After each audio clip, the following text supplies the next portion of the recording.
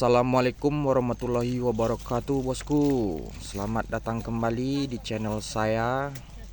Oke, pada kesempatan kali ini saya akan berbagi yaitu proses thresher atau proses pemisahan antara biji jagung dari tongkolnya, yaitu menggunakan mesin khusus ya bosku ya, seperti yang ada di dalam video ini bosku.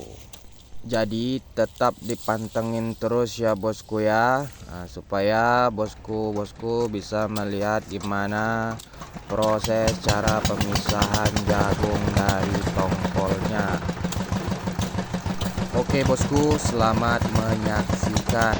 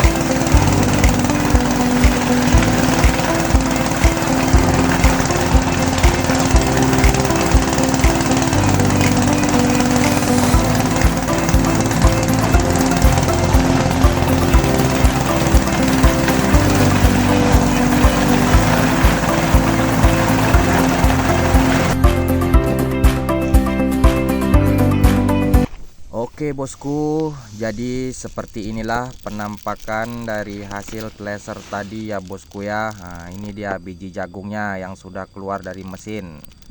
Nah, yang sudah dipisahkan dari tongkolnya dan udah siap untuk dijemur. Oke bosku, terima kasih telah menonton video ini. Jangan lupa bosku ya meninggalkan YouTube seperti menekan tombol subscribe, like, share, and komen ya bosku ya. Terima kasih.